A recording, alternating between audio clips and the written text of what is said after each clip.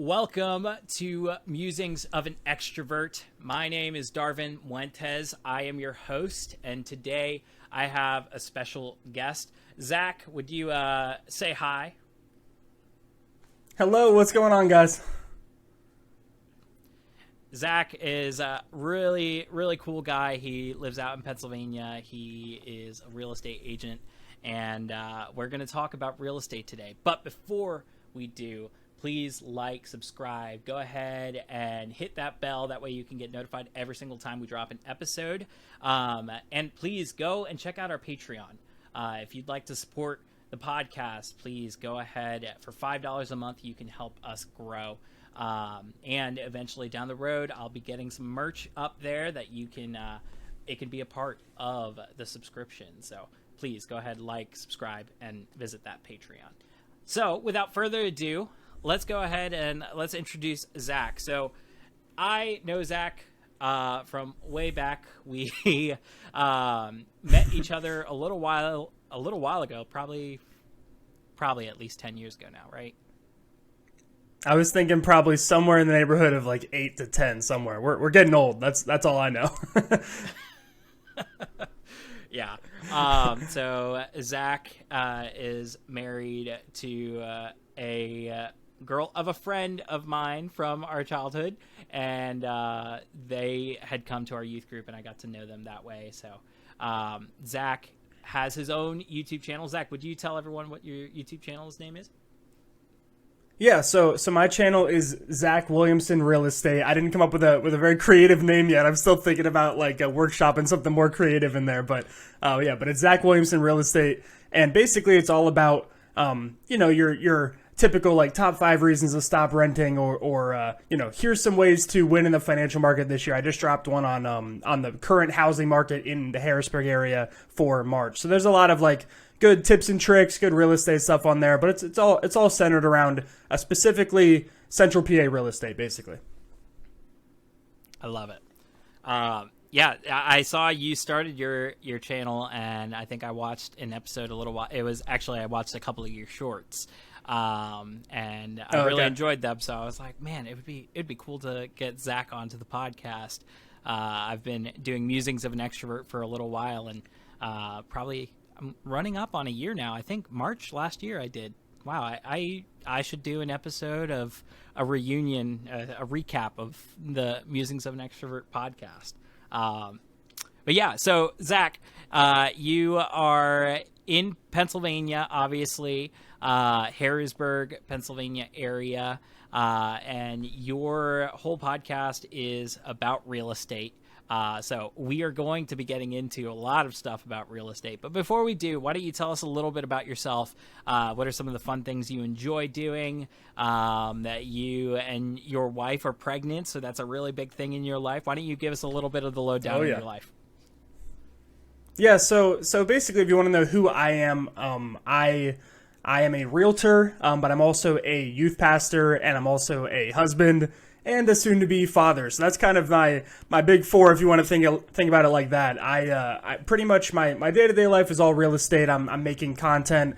I'm serving clients. I have a bunch of clients I'm taking out to showings tonight. So I have a lot going on as far as the real estate side goes. But on Wednesday nights, I'm a youth pastor as well, and I preach from the pulpit, and I get up. We have a group of 15 kids, and they're awesome. But the real big thing that Darvin just mentioned is we have a baby on the way, so that's going to be the really, really big time consumer for the foreseeable future. Got to take a little bit of time off if I can to get ready for the baby, but we're very, very excited. We're having a baby boy. We haven't told anyone the name yet, so the name is a surprise. So if you want to subscribe to my YouTube channel, you'll probably find out the name in a couple months here. But yeah, we're due in June 3rd. June 3rd is our due date, so coming up pretty fast, and we're very, very excited for this summer. Wife is taking off some time, and we're going to have a blast, so yeah. That's awesome. Well, praise God. That's such a cool thing to hear. Babies are a huge blessing. I am excited for when me and my wife have a couple babies. I recently got married, so I'm very excited about being married, but yes, I'm very excited about that step in the future too. So praise God. I'm very happy for you guys.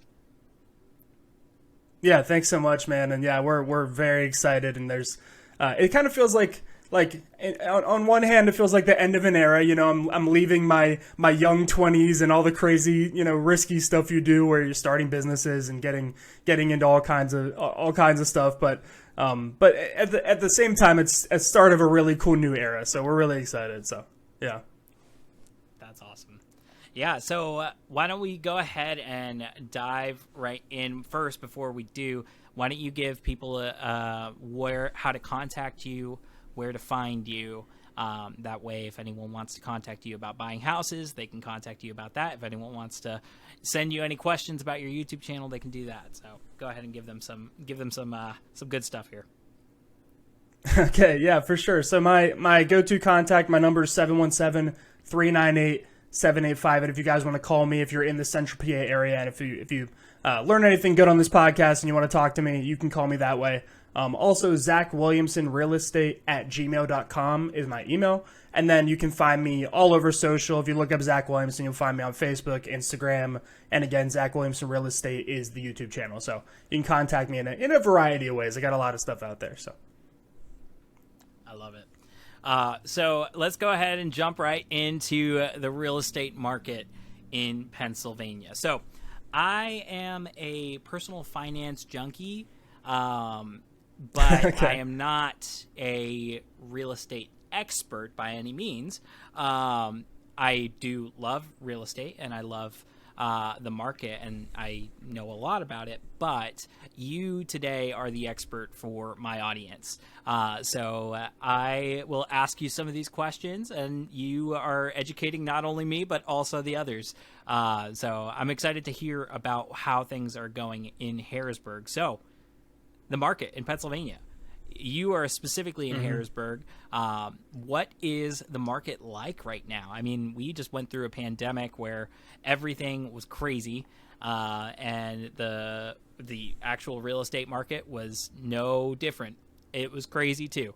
What have you seen in these last couple months in Pennsylvania, specifically in Harrisburg? Yeah, I'm glad you mentioned personal finance. I'm a huge personal finance nerd too. I don't know if you saw this video, but I met Dave Ramsey last year. That was a big moment for me. Was I got to meet Dave Ramsey face to face. That was really, really cool. But anyway, so we can nerd out about personal finance all day if you want to. That's great. But Oh yeah. but yeah. So as far as the real estate side goes, I would just say that it's very crazy. It is ever changing.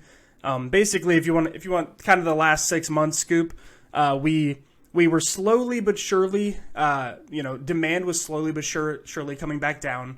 We had raised interest rates for a while, so we went from 3% interest rates all the way up to about 7% for a while, and now we were coming back down to earth a little bit towards 6%. But then recently, a new jobs report came out, and after that jobs report came out, the government, for whatever reason, was saying, hey, people have a lot of money and they're able to buy houses. And so demand has kind of crept back up and interest rates went back up. And now we're in you could say it's pretty similar to 2021 as far as like hyper competitive state of real estate out here in Central PA. So yeah, things are getting a little bit more competitive. We kind of went down a little bit and then a little bit back up recently is kind of how you can think about it. So yeah. Gotcha. Would you share what is the median cost of a house in Harrisburg area? Yeah, so I went over this on my YouTube channel too. If you guys want to go check out the most recent stuff that I put out, but basically we were hovering in Dauphin County specifically in the area that I mostly service. We were at about 200,000 and we crept back up to 215 and now we're all the way up to 230. So appreciation is growing and that can change month to month based on if one $3 million house sells in the area, that can drastically change the median price, if that makes sense. So that's totally possible. I didn't look into the specifics of what markets are really booming and what aren't, but yeah, the median price has been slowly creeping up and up and up over the last few years, as anyone could have guessed. Appreciation has not really slowed. We've seen a little bit of a dip, but then we kind of went back up again. So, so appreciation is still, rock solid strong, and we don't really have an end in sight yet. Wow. So, in a typical week, I mean, like during the pandemic and during later on during the pandemic and probably 2021 and late 21, early 22, I mean, you couldn't go out to a house that you just saw that morning on Zillow and visit it and purchase it because it already had like 30 offers before you even got to it, and you might have been 15 minutes away. Like it was crazy. What is it like now? Is there a little bit more time? Like, can people go out and actually look at a house? Can they do inspections on a house? Can they not have to sacrifice a million different things just to get into a building? Yeah, so it's a little, I hate to say it, but it's a little complicated. So on one hand, average days on market has risen recently, which means that the amount of time on average that a home is sitting on the market has risen. But it's a little more complicated than that, unfortunately, as you could guess. So there's a big gap between what we would call quality inventory and not quality inventory. And so we have a lot of inventory that's been sitting that's, I would say, pretty staggeringly overpriced. It's overpriced to an extreme extent. And those houses have been sitting and kind of piling up. And a lot of people who have listings like that are not able to move off of them because maybe they have a mortgage that is so high that they need to sell it at that price. Maybe they got it in the last few years. And so we have a lot of not good inventory.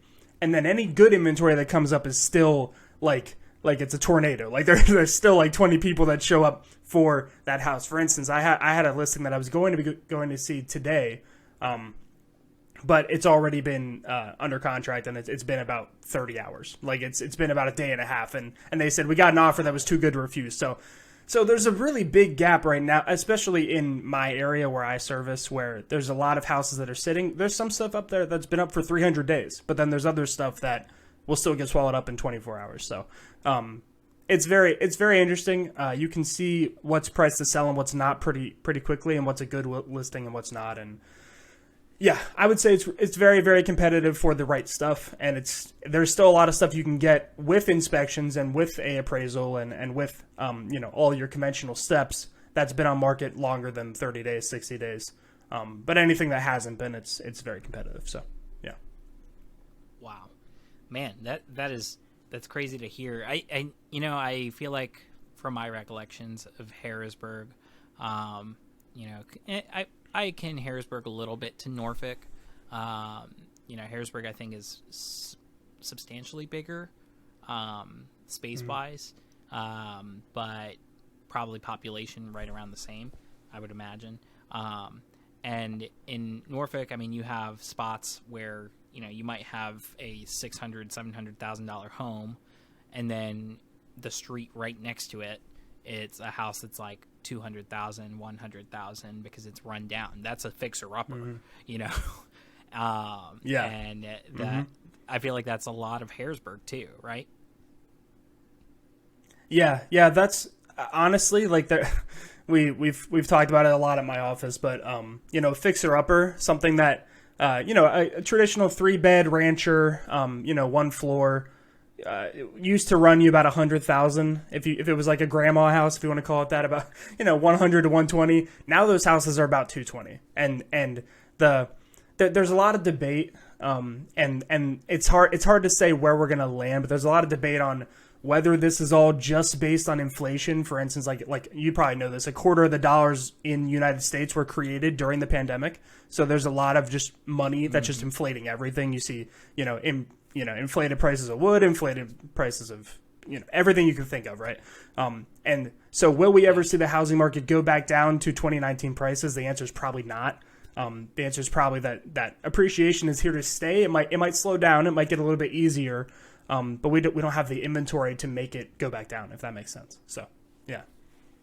Yeah, and inventory is so huge right now. It's probably the most crucial piece, in my opinion, that I've seen. I mean, you just don't have starter homes for people. Most, and I think I was listening to a MSNBC Housing in America special where they were talking about how most banks and most builders are choosing to build bigger because the bigger homes, they produce a bigger profit in general. Most banks don't want to really give you a very small loan because they're not going to be profitable for them, So that's a huge piece, is the inventory. We don't have enough starter homes because people don't want to build them. They're not as profitable, which makes sense, you know.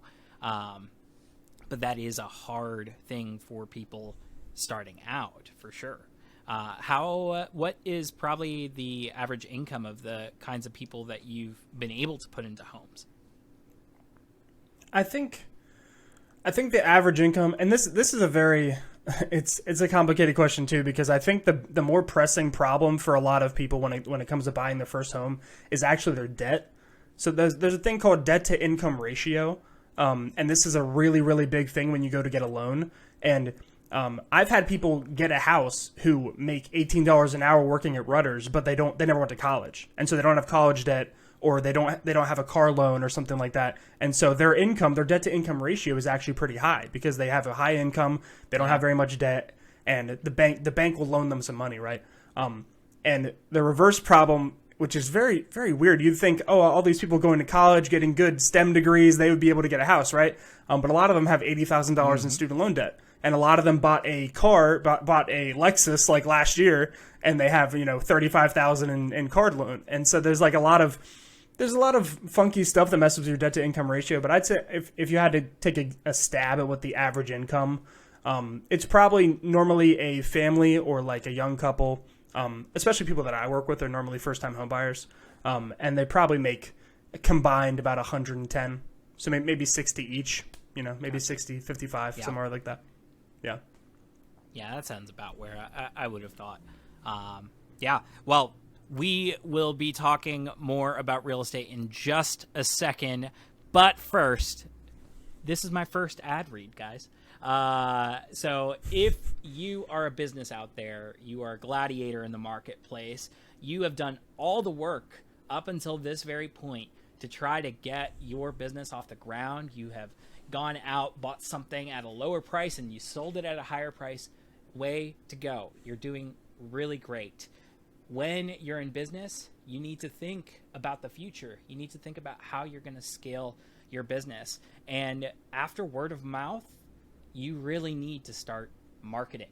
Marketing is so important. My company, Muentes & Co., is an advertising agency. I have experience both getting radio, TV, billboards out there, as well as I specialize in Google and Bing and Facebook and all of those digital ads that you see all over the place. So if you would like to get advertising going, please go ahead and reach out to www.muentesco.com/contact-us. And I'd love to talk about your marketing. So way to go up until this point, but let's work together and let's get you even further. That said, Zach, let's go ahead and keep talking about the housing market, but let's shift a little bit over into real estate in America. So you're a real estate agent in Pennsylvania, so I don't expect you to know all of the details of everything in America, but you are still the real estate expert here. So I'll just ask some of these questions, and you go ahead and just let us know what you know about all of this. So 2020 through 2022 was a crazy time in the housing market.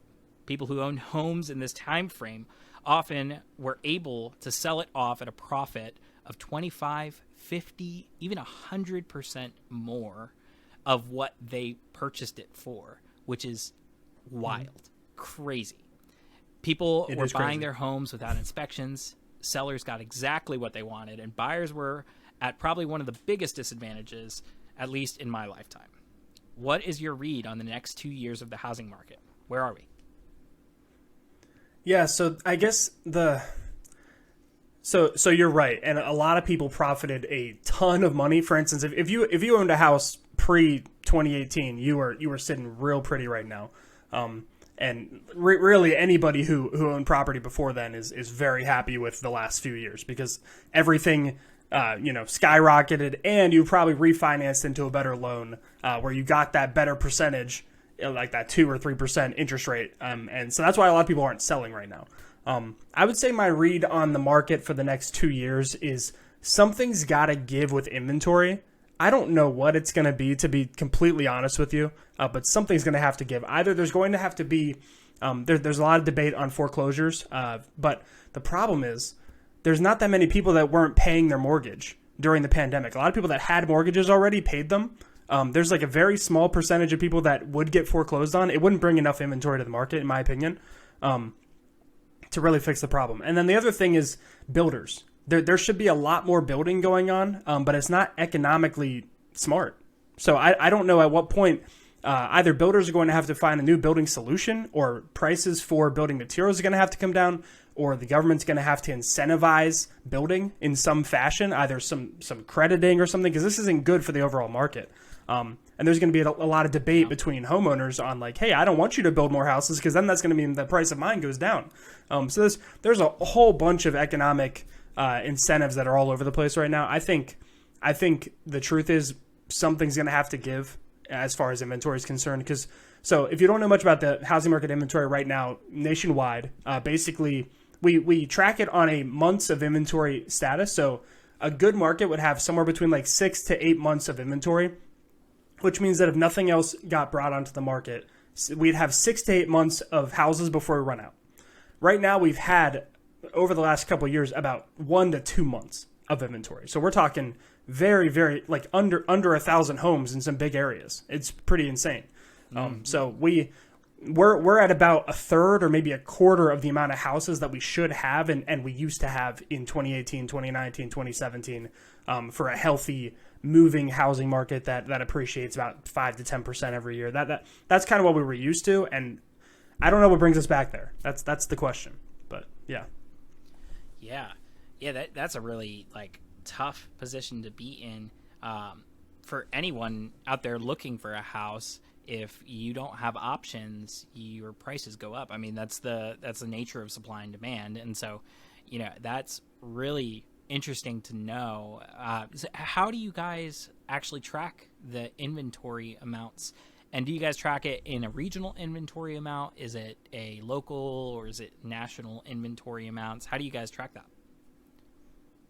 So it's multifaceted. So for instance, if we have the MLS, the multi-listing service, and if you go in there, you can see the amount of houses on the market, and we typically have our MLS has like a amount it should be versus amount it is kind of listed out. And so, for instance, we might have in Dauphin County at any given time like 200 houses on the market when it should be like 800. Like that was kind of the gold standard back in the day. Wow. And so this is why every single house is continuing to go up, right? Because if there's a large amount of demand, because everyone's going to always need housing, right?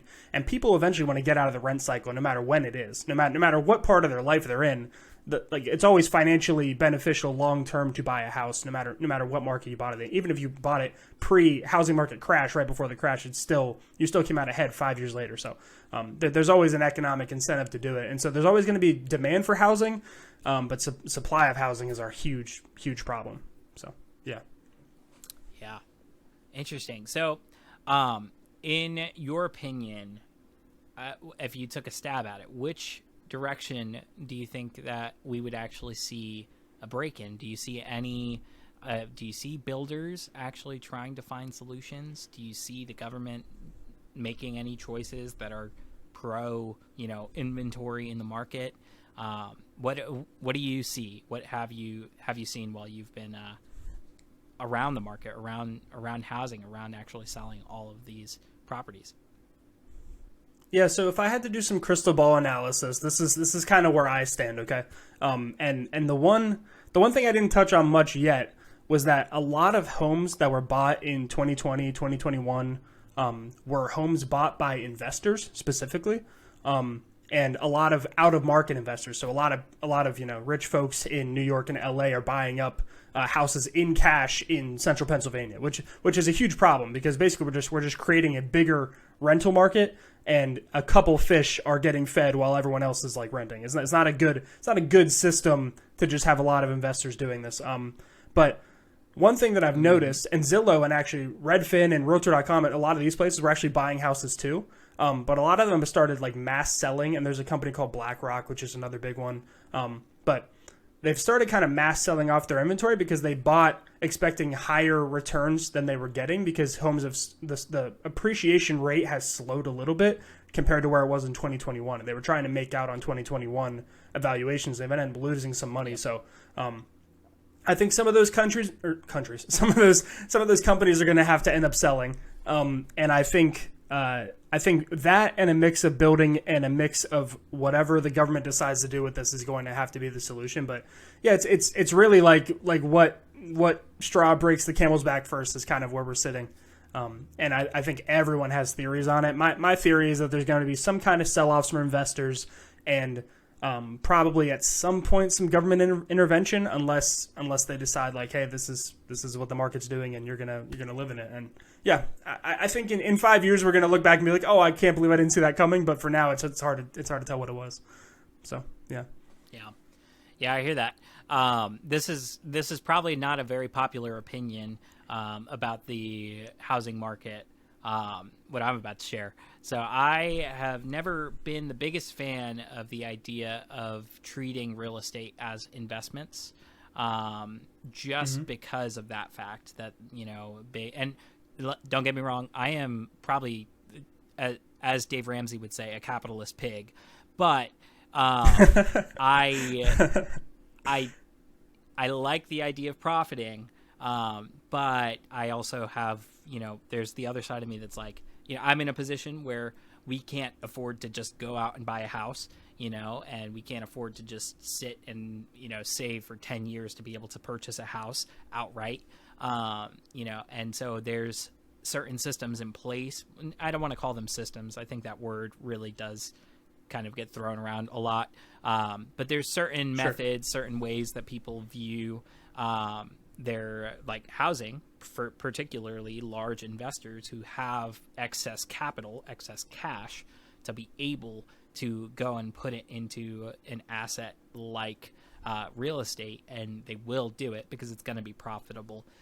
So how to incentivize against doing that and doing other things is a very difficult thing conceptually to try to like present to anybody. But that's something that I've always thought about. I've always felt that way about it because I was like, man, there's so many little people who can't actually get a house without either taking out excessive amounts of debt or they, are just stuck in the rent cycle for a very long time, So that's probably an unpopular view of the housing market because everyone our age wants to house hack. They want to go buy the house and rent it out and have someone else pay off their mortgage. But that's the exact same thing that a big, large investor is doing.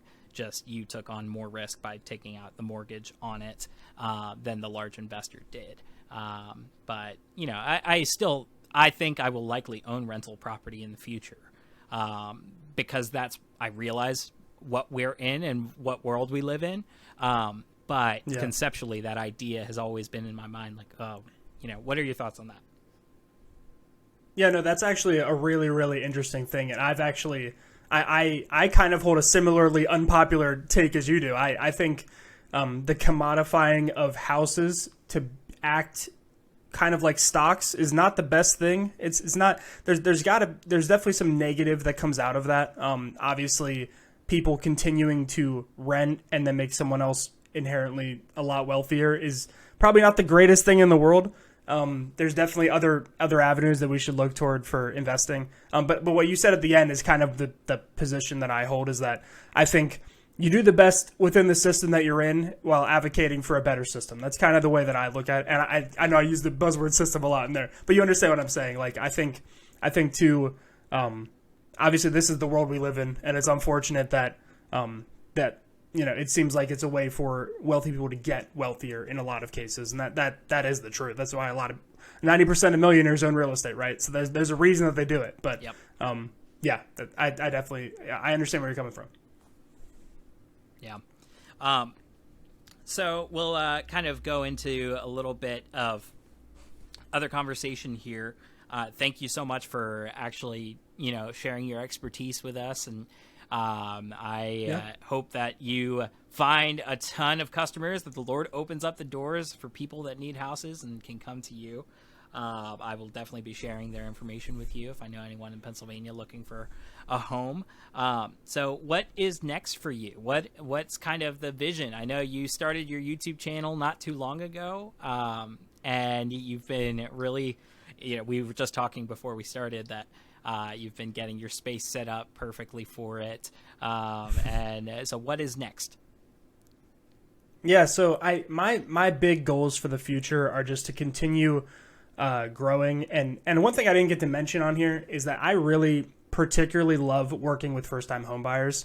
Part of, and I don't mean to go back to this topic we were just talking about, but yeah, one of the things that I love about it is that buyers don't pay commission, and so I really love that I get to help young people actually navigate this insane market and actually get to figure out what makes sense for them, how can they get a home for an actual affordable rate with affordable payment and get it for the least amount of money down. And I love working with young first time home buyers because of that.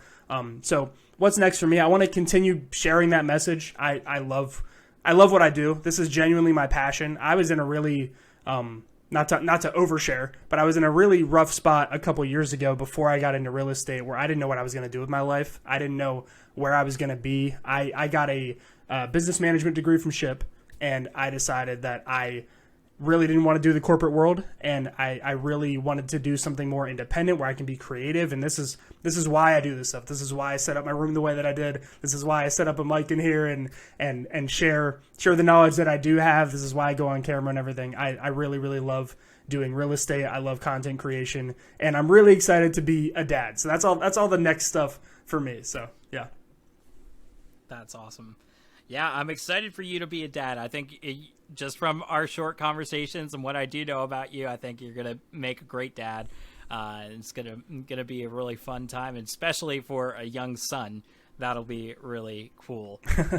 So Yeah. what is something you are looking forward to in fatherhood? Oh man, in fatherhood, I've been I'm already joking with Alyssa, my wife, all the time about like I'm so excited to take him to Hershey Bears games. I'm so excited to take him to the park and like walk around, and like I'm really we have this really cool lake by us called Laurel Lake. I'm really excited to take him there because me and my wife would go there and just go on walks and talk about being parents someday and talk about our future and stuff. And now we're gonna have him there. It's gonna be awesome. So I'm just all of that little stuff where you get to just bond with the little guy and take him out and do father son stuff. I'm very, very excited for. So I think I'm gonna spoil him. He already has some Jordan Air Jordan onesies and all that kind of stuff. So he's already spoiled. He's already got a Dolphins jersey and everything. So he's ready. He's ready for the world. I love it. So are you guys Dolphins fans in the house, I assume? Yeah, I'm a Dolphins fan. It's complicated, but my dad was a Dan Marino fan when I was growing up, and so he got me a Dan Marino jersey when I was a little kid, and so I'm trying to indoctrinate my kid already with a little. He has a little Williamson Dolphins onesie already. So, yeah, I love it. I'm in the future, I'm gonna get my sons, each of them. They're all gonna have a tiny little Jeter jersey. Oh, that's awesome. That's even though he doesn't play anymore, he's the greatest of all time in my eyes.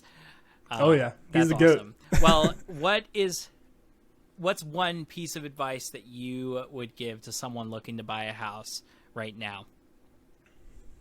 I think like we talked a lot about the market, and a lot of people love to talk about timing the market and thinking about the best monetary strategy for you. But here's something that if you're listening to this, you're like, I want to buy a house, but I don't really know anything yet. Here's what you do need to know. Okay.